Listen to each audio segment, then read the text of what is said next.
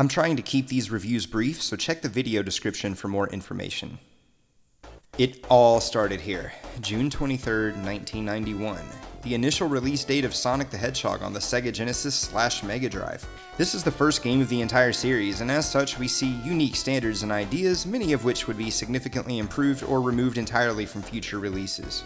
This game is more of a standard platformer than any of the other Genesis-era Sonic games, and is the only of the classic games to contain no type of speed boost ability in Sonic's moveset. There is no spin dash or peel out in the original release, and this is reflected in the level designs, which rely heavily on your ability to use your environment and momentum to your advantage. This game is not perfect, but it has its strengths. One definite strength is the variation in the environments. Some zones have exclusive enemies, and each zone has its own music, stage gimmicks, and hazards with varying difficulties, and nearly each third act ends with a unique boss fight.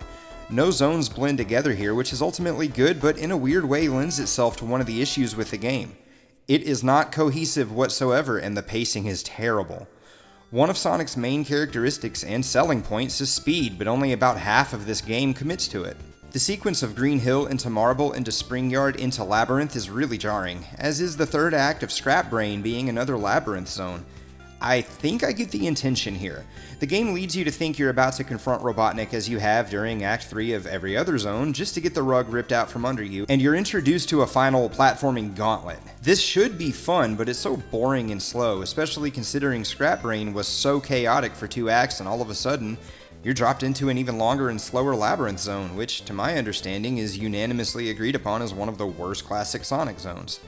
I use this example because of the jarring and surprising nature of the transition. On a good note, I find this game to be mostly fair. The boss fights are intuitive and don't last too long, and the level designs are pretty easy to grasp, and as long as you're holding on to just one ring, you will survive damage from enemies and certain stage hazards.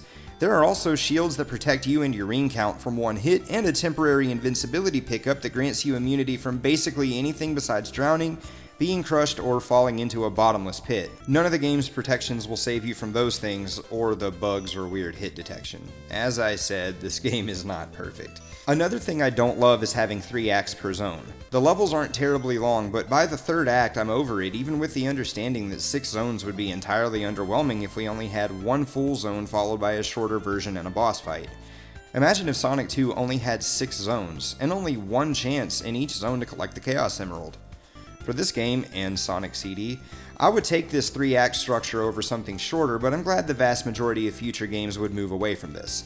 Honorable mention to the shortcuts you can find in a few of the less fun levels, such as this one in Marble Zone, this one in Scrap Brain Zone, and a couple that are more conditional, like this platform in Labyrinth Zone and this elevator in Scrap Brain Zone. I've left a few of these out for you to discover. I would suggest being creative in Spring Yard Zone. I don't love the special stages, but I don't find them terribly offensive or unfair. I have no strong opinion of these, but it's likely for the best that this special stage wasn't used in the direct sequels. The process to enter them is more annoying than the stage themselves, as you have to flip the sign at the end of each stage with 50 rings in your possession in order to have a chance to jump into this giant ring. Do not pass up the giant ring. You have almost no time to go backwards and jump into it. You can only do this during the first 2 acts of a zone.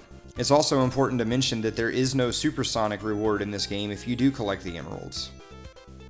One of my favorite things about this game is definitely the presentation. The music and sound effects are amazing, and the visuals are still beautiful to this day. Of course, it's dated by decades of advancements we've seen since, but that's an unfair standard, and when you judge this game on its own merits, it still holds up pretty well.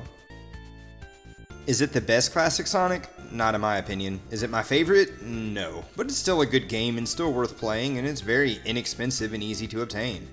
There have been dozens of ports and re-releases on what feels like every system since its release. It's hard to go wrong with this game, with a few huge exceptions. Basically nothing relevant today, but don't play it on Game Boy Advance, and just know that the quality of various compilations over the years is hit or miss. However, these days, it's free with ads on iOS and Android, and it only costs $2 to remove the ads as of August 2022. There is a very good version available on 3DS, depending on eShop availability, but honestly, I would recommend the version in Sonic Origins based on ease of access across the board and the fact that it's basically the iOS Android version on console. with the drop dash. If you think $40 is too expensive for these old games, stick with the iOS or Android ports or the Sega Ages version. With Sega Ages, you'll be getting a version of the drop dash that's pretty similar to how it feels in Sonic Mania, and with iOS Android you can play for free or only $2 and be getting it in widescreen with the spin dash. If you're a purist and you're into the classic version and you want basically no improvements to the game to get that true nostalgic experience of Sonic 1, go with the Sega Genesis Mini. This is the original release to my knowledge, complete with the frame drops, iffy collision, and no spin dash, and you can play it on its exact intended control method. This machine is well worth the cost in my opinion considering everything else that comes on it, but I can understand this not being intriguing for someone just looking for a handful of Genesis games. That would be up to you. Thank you for watching.